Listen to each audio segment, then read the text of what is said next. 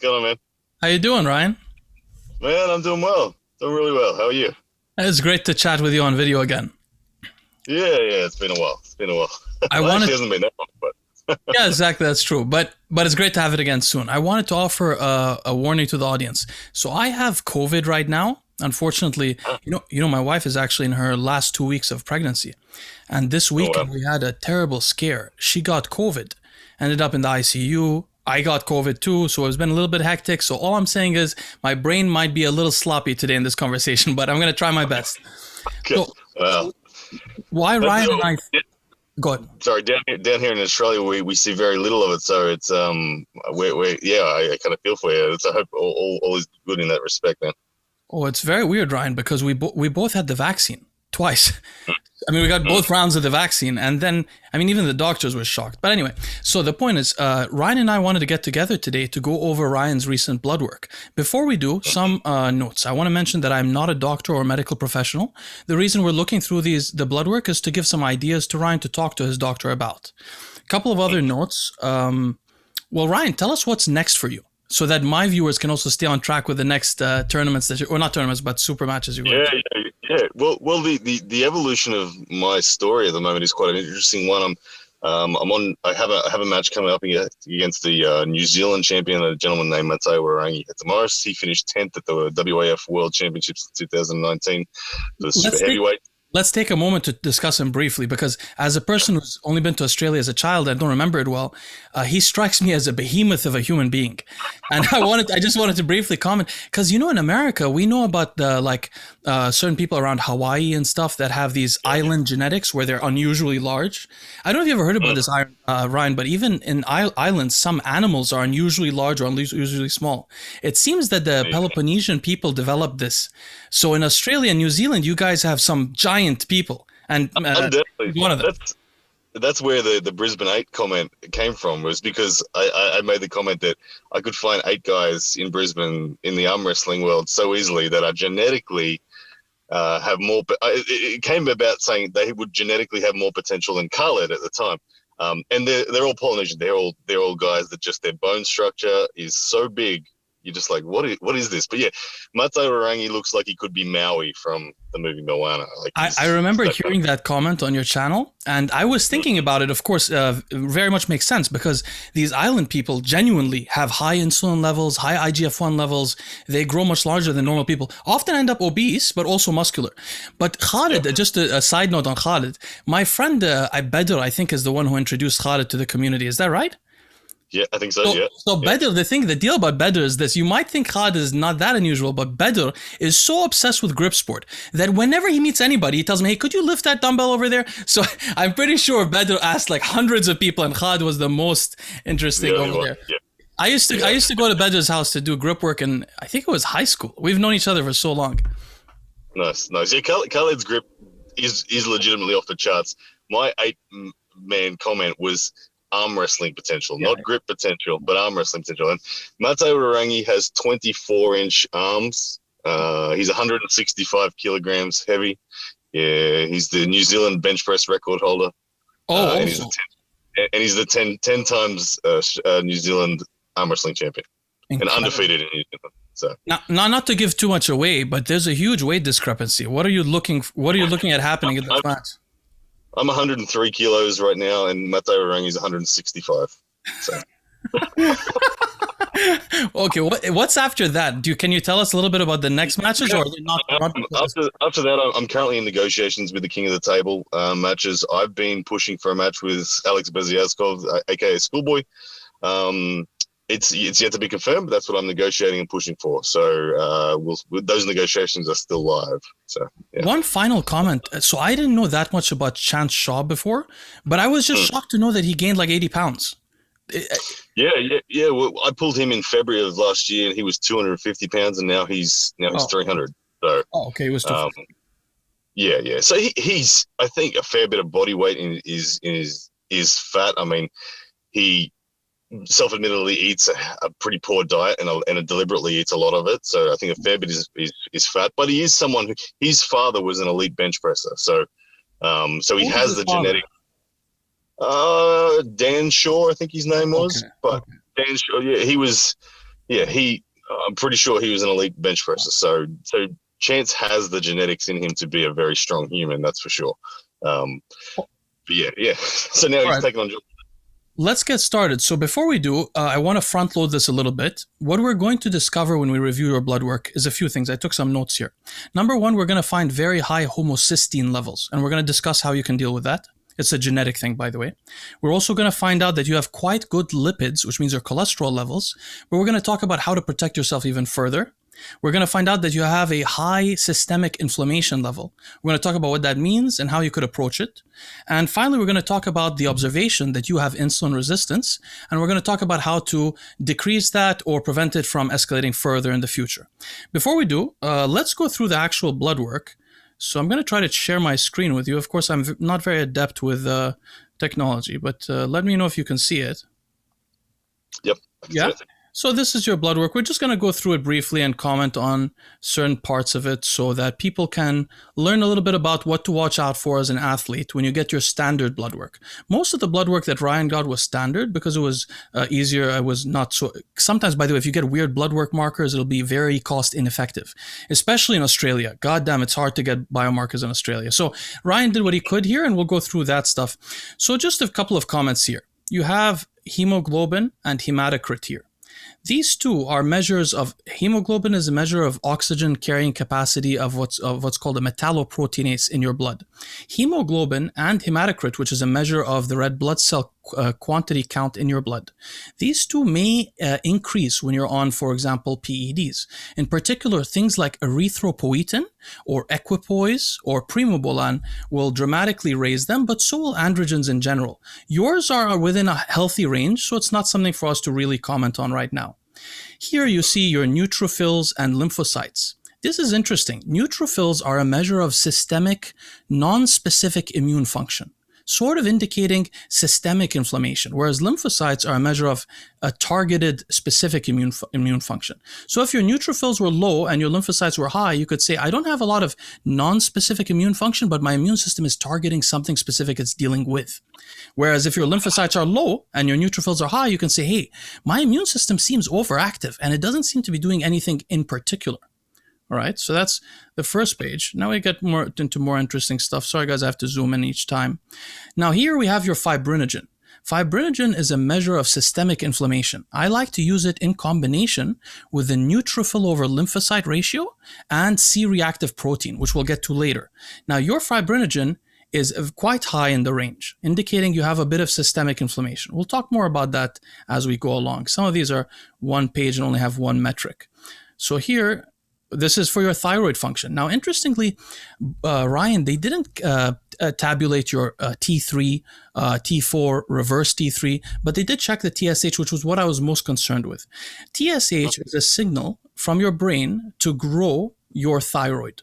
Your thyroid is the regulator of the main hormonal metabolism functions in your body. Recently, Ryan, the reason why I check this is that in the last 30 years, there has been a dramatic increase in incidence of thyroid cancers. And so how does thyroid cancer happen?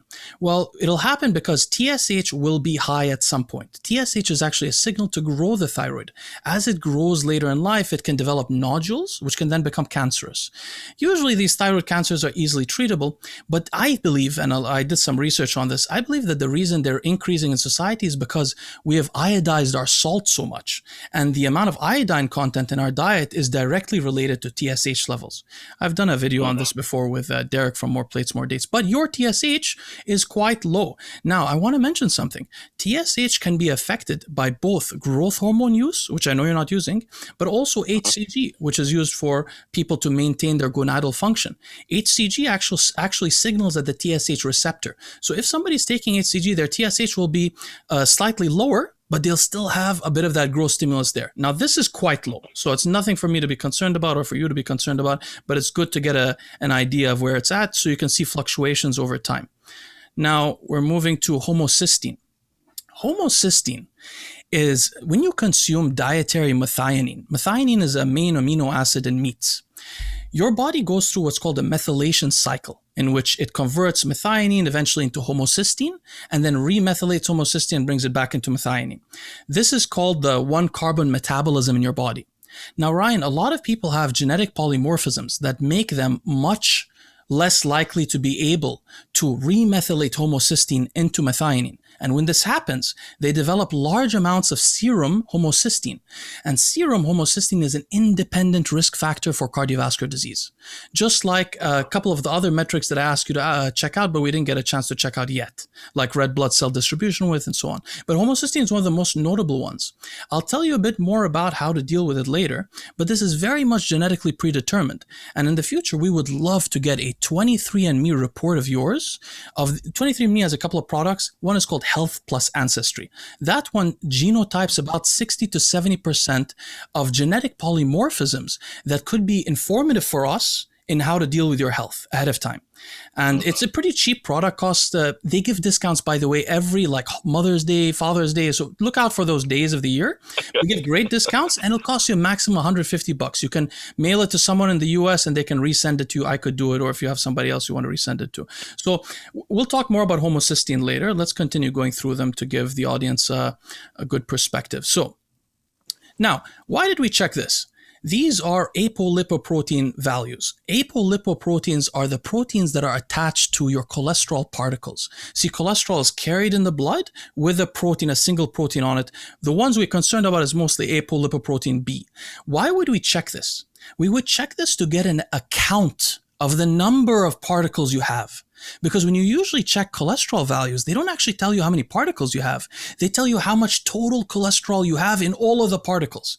Why is this important?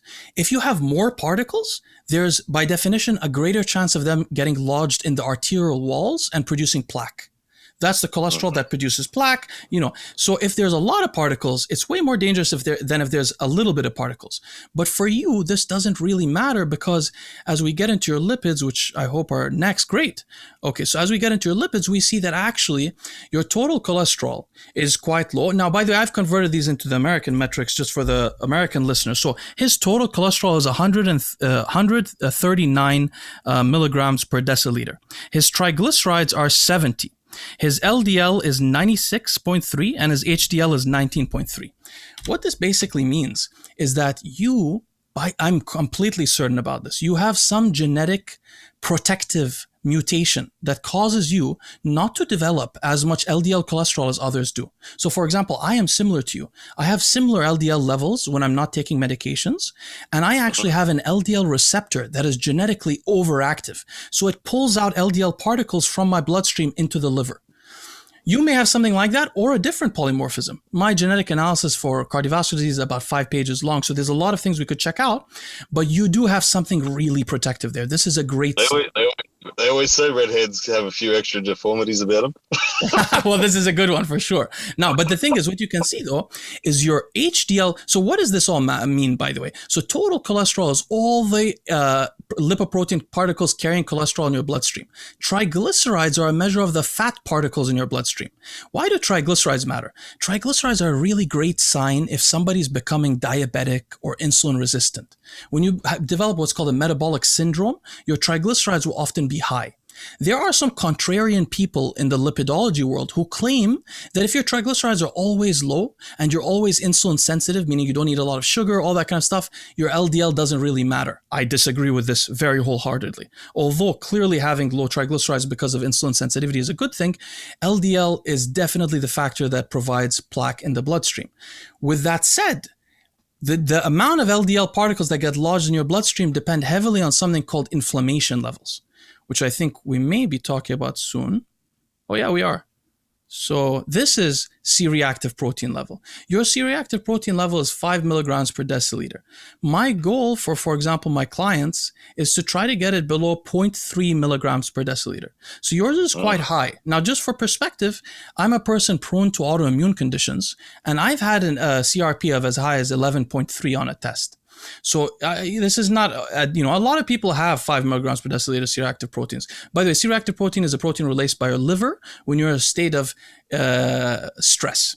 And how does this work really? It's basically this idea that your immune system is there to guard you from foreign antigens, meaning foreign, enemies of viruses, bacteria, and so on. But it's also there to guard you from internal antigens in your body that cause oxidative stress. That's what antioxidants deal with, or other kind of damage.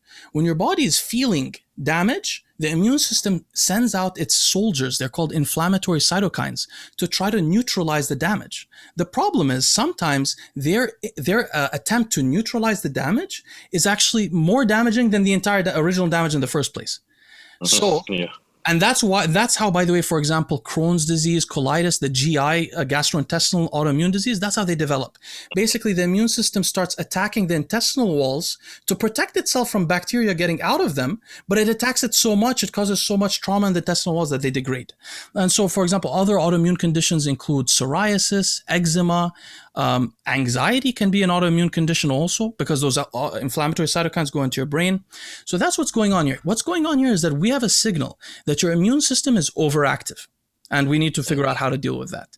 And why does that matter? Because when your immune system is overactive, those inflammatory cytokines play a role in lodging those cholesterol particles into your bloodstream. So they're like a multiplicative factor. The higher, the more inflammation you have, the worse your LDL is for you, generally, right? Gotcha. And then now this is a general metabolic panel. They go through a few interesting things here. Most of them are quite specific. Creatinine here is relevant. This is a measure, essentially a measure of your kidney function. Yours is functioning very well for your age, which probably because you've not been too heavy for long periods of time or had high blood pressure or things like that, and you've been hydrating well. Your eGFR is estimated glomerular filtration rate. It's an estimation of your kidney function simply based on the creatinine value and your age. Yours is above 90, very good also. Your GGT, ALT, and AST are measures of your liver's function. The reason why they use all three of them, well, ALT and AST, comparing the two can indicate whether you have fatty liver disease, alcoholic liver disease, and so on. GGT is usually used to compare to those two to determine whether for sure the inflammation is centered at the liver. Generally, these values here are incredible. Actually, this is one of the things I didn't mention to you. You have generally, it seems to be very good functioning kidneys and livers. Now, for the kidney, I wanted you to check out symmetric dimethylarginine, SDMA, and also cystatin C to tabulate sort of the creatinine.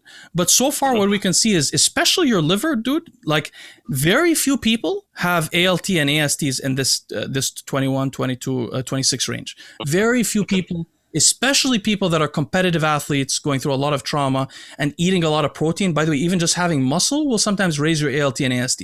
Mine are around 15 and 16 when I'm in my best health. And they sometimes will go up to 25, 30. But when I was 220 pounds and living an unhealthy life, weightlifting, mine would go up to 50. And it's quite regular to see people in the 50 and 40 range here. And that usually indicates that they either have a lot of muscle wasting or a lot of trauma at the liver, or actually a fatty liver, which is a kind of disease in which your liver starts to accumulate fat and is the main cause for the development of insulin resistance, I think. Now, finally, a couple last things. We'll go through your what they call sex hormone values. So prolactin is a hormone produced by the pituitary. Now, for the American listeners, his values aren't insane. This is somewhere around 13 or 14 in the American metrics. It just indicates to us you don't have something going on with your pituitary, you don't have very low dopamine levels, and your estradiol and progesterone are not too high. And if we can see the E2, this is not 50 in the American metric, he's somewhere around 13 in the American metric, which is a quite reasonable level. You may do better with higher estradiol levels in terms of your cardiovascular health, but it may cause you to retain a lot of fluid. So this number, which is around 13 for you, as long as your sex drive is fine, most people will like to perform at that level. Your testosterone is very high, which is really interesting. I think it indicates that you have very good gonadal function and that your HCG is extremely effective for you because your gonads work well. See, some people have what's called primary hypogonadism, which means their testicles actually don't work. So if they take HCG, those are the people that really need testosterone replacement therapy. They could take HCG, FSH, and they don't produce enough testosterone. Now, you can also look here at the LH and FSH. The reason those are 1 out of 10 is because you're replacing the hormone LH with HCG. The reason you have a slightly higher FSH is you're not replacing the FSH. FSH is a signal to your gonads to grow, and it's also a signal to your gonads to produce and differentiate sperm. LH is a signal for your gonads to produce testosterone. HCG replaces the LH portion, but not the FSH. Interestingly, not many people know FSH also signals at the LH receptors, and it's all sort of mixed up together. Finally, This is a great test you did, Ryan, and I think you may be the first arm wrestler in history to ever do this test. So this Very is good. this is an oral glucose tolerance test. I hope your listeners can take initiative from you and try this out themselves. This test is extremely informative. As we noticed earlier in the, I don't know if anyone paid attention, but your fasting glucose was 4.2 millimolar per liter. That is, for the American listeners, somewhere around 75. Okay, so you have a slightly low fasting blood sugar. Now, most people, they don't do the test you did.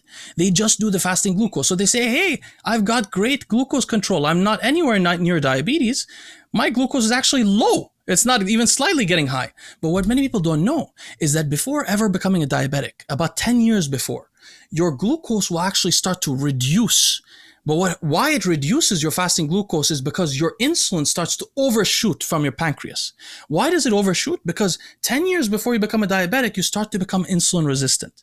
The etiology of insulin resistance is a little complicated. But for example, Ryan, in your case, it could be simply the fact that you're eating all day. Eating all day for a period of time starts to create some insulin resistance. There are ways to work around this, which we could discuss later, but check this out, Ryan. So your glucose here is 4.2. Your glucose 7.5, 7.2, 1 hour and 2 hours later of the 75-gram oral glucose challenge. But look at your insulin. The range here was 40 to 90. Yours was 135. Range was 15 to 65. Yours was 179. And you're not doing anything acutely that makes you insulin resistant. So this is probably purely due to eating a lot, not adapting to it, and so on. Are you diabetic? Not at all. But this means if we can control your insulin sensitivity, we can avoid that from happening. I think that went through all of them. Okay, so now we can discuss some approaches to deal with it. Well, some people listening to this, by the way, if you really want to learn through it, you might want to rewatch some parts of it. It's hard to remember the biomarkers when you first get introduced to them. As you look through them over time, you start to familiarize yourself with them, and you have associations. It becomes easier to go through. But let's talk about actionable items for you. So the first thing is this homocysteine. We talked about getting 23andMe. Why I said that is you probably have a polymorphism in the MTHFR gene as well as in several other genes that are causing you to develop what's called moderate hyperhomocysteinemia. Moderate is usually between 15 and 30. You're around 30. You can reduce this by supplementation, simply. Supplementing methylated B12, supplementing methylated folate. I'll send you this all later. Supplementing trimethylglycine, creatine, and choline. You can dramatically reduce this probably within a few weeks. I don't mention doses because we'd like to start at a low dose and see how it lowers. Of course, none of these things are harmful for you, right? And they're just going to donate methyl donors and reduce the requirements on the methylation 1-carbon metabolism cycle. Now, for your lipids, when you convert your LDL cholesterol is about 95 or so. Now, Ryan, there is no evidence in academic literature of anyone ever developing plaque in their arteries and atherosclerosis from having an LDL less than 70. So you're at 95. You're really close to already the perfect number, despite eating a lot of protein and all that kind of stuff. All you probably would have to do is incorporate a drug called Ezetimibe, which is one of the safest cholesterol medications. I'll tell you about it later. 10 milligrams a day. It basically stops you from digesting dietary cholesterol, and it prevents your liver from being able to pull cholesterol from bile fluids. It's basically the safest, least side effect associated cholesterol medication. What's unique about it among the cholesterol medications is it also lowers systemic inflammation. That problem you have, slightly. It's going to do that and lower the cholesterol. It'll lower your cholesterol by about 10 to 15 points. So you'll go from 95 to around 70, 75, around the perfect range. What I would do personally, because you have a lot of ambitions for your career, and we know that plaque development is one of the biggest causes for strength athletes to fail later in life. It increases the load on the heart to pump the blood. It does a lot of things. What I would do, I would lower it a bit more. I would take twice a week statin like Rosuvastatin, or maybe a lighter, less extreme statin like Livalo. Personally, I would take 10 milligrams of Rosuvastatin twice a week. I bet you within 3 weeks your cholesterol will be around 40, which is, why would we like that? Because the other side of the coin is this. If anyone takes PEDs that are androgenic, their HDL cholesterol lowers by about 50%. The HDL cholesterol is your reverse cholesterol transport system. Your LDL cholesterol is the bad cholesterol. The HDL helps get rid of that LDL. So the problem is this. Steroids reduce your LDL by half, but then they reduce your HDL by half, but then they increase your LDL by 30%. So I'd like to lower LDL by even more than 30%, because I know I can't really control the HDL. Why not? Let me tell you. There are some medications that treat HDL cholesterol. Like one of them, for example, was niacin, the B vitamin. For 30 years, people used niacin to try to raise their HDL cholesterol, only to find out in academic research it had zero impacts on mortality. It's a fake raise. It raises your HDL cholesterol, does nothing to you. There's also a supplement that we commonly use in powerlifting and bodybuilding called citrus bergamot. It'll also raise your HDL cholesterol, but we don't know if it has an impact. So personally, I would use citrus bergamot, but I would sort of flatten that LDL. So I don't have to worry too much about the reverse cholesterol transport. The next thing I would do is about this impact, the inflammation. So the first thing is we talked about using ezetimibe for cholesterol to lower inflammation a little bit. There's also a medication called empagliflozin. Empagliflozin stops the kidneys from being able to pull out glucose and re-put them into your bloodstream. So it makes you sort of pee out glucose. This class of drugs were invented about 10 years ago. They turned out to be, of all the medications, the second class of medications in history that slow down the progression of chronic kidney disease. Why does that matter? Androgenic signaling worsens kidney function. High blood pressure does also. Strength athletes will deal with at least episodic hypertension. So empagliflozin is a drug a lot of PED users are using to protect themselves a little bit from kidney damage. The other great thing about it is it lowers systemic inflammation. And you'll never notice taking it. It has like zero side effects like ezetimibe. So first thing I would consider is taking both of those. I would also consider something I talked to a friend of yours about recently called naltrexone, low-dose naltrexone therapy. Naltrexone blocks opiate receptors. Now, in your body, when you train and you feel bad after training, your body releases what are called endorphins. They bind to opiate receptors and make you feel better. Interestingly, if you block the opiate receptors slightly, but not fully, they quickly upregulate, but also the process reduces systemic inflammation and improves immune function as a response to bacteria and foreign threats. So I'll talk to you about that later. The protocol is usually 4.5 milligrams of naltrexone per day. But a trick for the listeners, it'll stop working unless you raise it to 10 milligrams and drop it back every so often to keep the body guessing. Those are a couple of pharmaceutical ways to lower inflammation. But the real two healthful ways we would do, and this depends on your supplement budget. Unfortunately, supplements are the most expensive thing. But incorporate free radical scavengers that reduce the actual trauma that the immune system responds to, and incorporate anti-inflammatory phytochemicals that stop the immune system from being overactive pro-inflammatory. So, for example, free radical scavengers can be vitamin C, NAC, TUDCA, alpha-lipoic acid. And then the phytochemicals can be things like turmeric or curcumin, things like coca, things like EPA from fish oil. These can have quite significant impacts, but unfortunately only when they're combined together. So you have to buy a lot of supplements. So, you always try to do with the final thing I wanted to mention is the insulin resistance. So all you really, I think, would have to do at this stage is probably to take, for example, 1 day off a week, 24 hours off eating, and something like a fast every month that's periodic, something between 3 to 5 days of a fast.